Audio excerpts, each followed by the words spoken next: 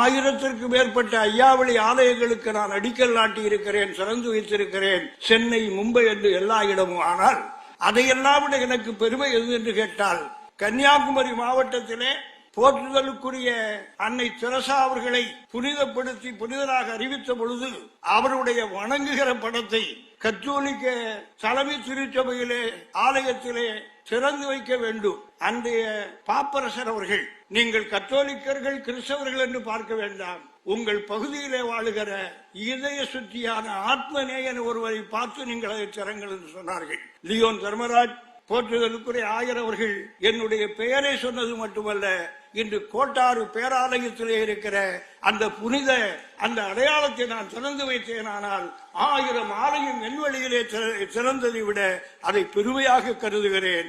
எல்லாம் வல்ல எல்லோருக்குமான ஏக இறையருளை அன்பை ஆராதித்து தொழுது வணங்கிவிட்டு இந்த வரலாற்று சிறப்புமிக்க இனிய நல்விழாவிலே கலந்து கொள்வதிலே என்னை நான் பெருமைப்படுத்திக் கொள்ளுகிறேன். இந்த விழாவை தலைமையேற்று நடத்துகிற போற்றுதலுக்குரிய தமிழகம் தலை நிமிர்ந்து நிற்க, தமிழன் சன்மானம் காக்க தலையெடுத்திருக்கிற தமிழின தலைவர், தமிழக முதல்வர் போற்றுதலுக்குரிய முத்துவேலர் கருணாநிதி ஸ்டாலின் ஐயா அவர்களுக்கு என்னுடைய வணக்கம். அதுபோல இந்த அவையிலே இருக்கிற அனைவருக்கும், சபையிலே இருக்கிற அனைவருக்கும் என்னுடைய அன்பை, வணக்கத்தை, நன்றியை, வாழ்த்துக்களை தெரிவித்துக் கொண்டு ஒரு சில வார்த்தைகள். கிறிஸ்தவ நல்லிணக்க இயக்கம் இந்த ஐக்கிய கிறிஸ்துமஸ் விழாவை எடுத்திருக்கிறது. நான் இன்று முதலாக இந்த மேடைக்கு வரவில்லை. முதல்வர் தலைமையிலே 3 மேடைகளிலே நான் கலந்திருக்கிறேன். நான் கலந்து கொள்ள வேண்டும் என்பதிலே கிறிஸ்தவ சமுதாயம் தெளிவாக இருக்கிறது.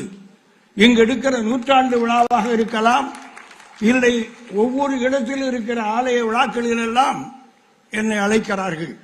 நான் கிறிஸ்தவர்களை நேசிக்கிறேன், கிறிஸ்தவர்கள் என்னை நேசிக்கிறார்கள். இந்த 4 மாவட்டத்துக்குள்ளே என்னுடைய இயக்கம் இல்லாத ஊர் இல்லை.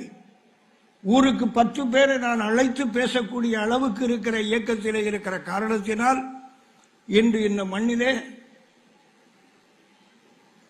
சமாதானம் நிலவ வேண்டும் என்பதற்காக நான் என்னுடைய வாழ்க்கையிலே நான் பெற்ற பேரான அந்த மண்டைக்காட்டு கலவரம் தொட்டு இன்று வரை இந்த மண் அமைதியாக இருக்க வேண்டும்.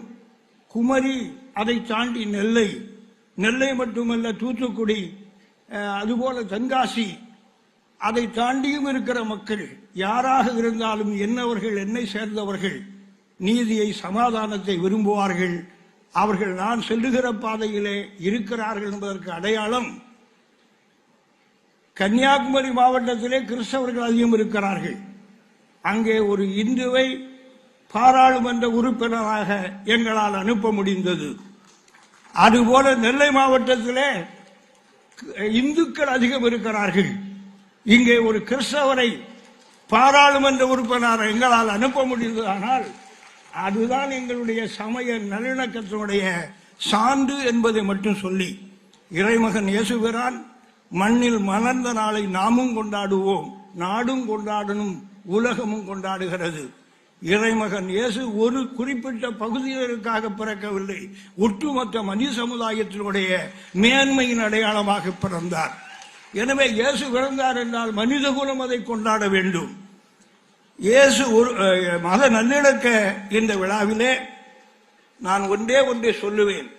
1000த்திற்கு மேற்பட்ட ஐயாவளி ஆலயங்களுக்கு நான் அடிக்கல் நாட்டி இருக்கிறேன், திறந்து வைத்திருக்கிறேன், சென்னை, மும்பை என்று எல்லா இடமும். ஆனால் அதையெல்லாம் விட எனக்கு பெருமை எது என்று கேட்டால், கன்னியாகுமரி மாவட்டத்திலே போற்றுதலுக்குரிய அன்னை தெரசா அவர்களை புனிதப்படுத்தி புனிதராக அறிவித்த பொழுது அவருடைய வணங்குகிற படத்தை கத்தோலிக்க தலைமை திருச்சபையிலே ஆலயத்திலே திறந்து வைக்க வேண்டும். அன்றைய பாப்பரசர் அவர்கள், நீங்கள் கத்தோலிக்கர்கள் கிறிஸ்தவர்கள் என்று பார்க்க வேண்டாம், உங்கள் பகுதியிலே வாழுகிற இதய சுத்தியான ஆத்மநேயன் ஒருவரை பார்த்து நீங்கள் அதை திறங்கள் என்று சொன்னார்கள். லியோன் தர்மராஜ் போற்றுதலுக்குரிய ஆயர் அவர்கள் என்னுடைய பெயரை சொன்னது மட்டுமல்ல, இன்று கோட்டாறு பேராலயத்திலே இருக்கிற அந்த புனித அந்த அடையாளத்தை நான் திறந்து வைத்தேனானால் 1000 ஆலயம் என்வெளியிலே திறந்ததை விட அதை பெருமையாக கருதுகிறேன். அந்த வாய்ப்பை தந்த அந்த அன்புக்கு பாத்தியப்பட்ட இந்த நல்லிணக்கத்தை நேசிக்கிற இந்த கிறிஸ்தவ சகோதரர்கள் அனைவருக்கும் நான் நன்றியை சொல்லி வாழ்த்தை சொல்வதோடு உங்களுக்கும் உலகிற்கும் நான் இந்த கிறிஸ்துமஸ் பெருநாள் நல்வாழ்த்தை சொல்லி அமைகிறேன். அன்பு வணக்கம். எல்லோருக்கும் இறைவனோட ஆசீர்வாதம் எங்கும் நிறைந்திருக்கும் இந்த நேரத்தில் நாம் அனைவரும் கிறிஸ்துமஸ் விழாவை கொண்டாடி கொண்டிருக்கிறோம். இயேசுதேவனின் ஆசீர்வாத வசனங்களை ஏற்றுக்கொண்டு அனைவரும் வாழ்ந்து கொண்டிருக்கிறோம். இன்று இந்த கிறிஸ்துமஸ் விழாவை சிறப்பிக்கவும் எல்லோரையும் வாழ்த்துவதற்கும் தமிழக மாண்புமிகு முதலமைச்சர் அவர்களுக்கு இங்க வந்திருக்கிறாங்க. அவங்களுக்கு என்னோட வணக்கங்கள். நாம் அனைவரும் ஒற்றுமையாக வாழ வேண்டும், நல்லா வாழ வேண்டும், நல்லா இருக்கணும், எல்லாம் நல்லதே நடக்கணும். இதுதான் நாம் எல்லோரும் பேசிக் கொண்டிருக்கிறோம். இத்தனை நேரம் வாழ்த்துக்களை நாம் கேட்டுக்கொண்டிருக்கிறோம்.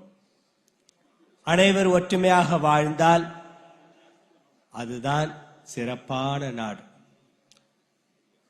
நாம் அனைவரையும் நேசிக்க வேண்டும், அனைவரையும் பாதுகாக்க வேண்டும். அதுதான் அனைவருடைய பொறுப்பும். நம்முடைய எல்லாம் மனசில் தோன்ற வேண்டிய நல்ல சிந்தனையும். அதற்காக தான் இறைவன் வந்து தூதனாக பிறப்போதும் இறைவனாக பிறந்து எல்லோருக்கும் வழிகாட்டுதலும். அந்த தினத்தை நாம் கொண்டாடி கொண்டிருக்கிறோம். இதை கொண்டாடுவதற்கு அனைவரும் ஒன்றாக இருந்தாதான் நல்லா இருக்கும் என்று என்னை வந்து வரவேற்றார்கள். இன்று நிகழ்ச்சி இருந்தாலும் ஒரு நல்ல காரியத்துக்காக வர வேண்டும் என்று நினைத்து இன்கோ இருதயராஜ் அவர்கள் வந்த என்னை வரவேற்றார்கள். சொன்னார்கள், நிறைய நேரம் பேசிக் கொண்டிருந்தார். நல்ல விஷயங்களை ஏற்றுக்கொள்ளுகிறோம் சுவாமிஜி, நல்ல விஷயங்களை நான் உள்கொள்ளுகிறேன் என்று சொன்னார். அப்போ சொன்னேன், கண்டிப்பாக ஒரு நல்ல விஷயத்துக்கு வேண்டி நான் வந்து கலந்து கொள்வதில் விரும்புகிறேன். அதே போல மைக்கேல் அவர்களும் வந்து என்னை வரவேற்றால் வர வேண்டும் என்று. ஒரே ஒரு விஷயம்தான், இந்த லோகத்தில் வந்து பிறந்து விட்டோம், நல்ல விஷயங்களை எடுத்து ஒற்றுமையாக சந்தோஷமாக நாம் வாழ்வோம் என்று சொல்லி இங்க நிறைவேற்றுகிறேன். அதுபோல் இந்த மேடையில் இருக்கும் அனைத்து நல்ல உள்ளங்களுக்கும் என்னோட வாழ்த்துக்கள். ஓம். நன்றி ஐயா.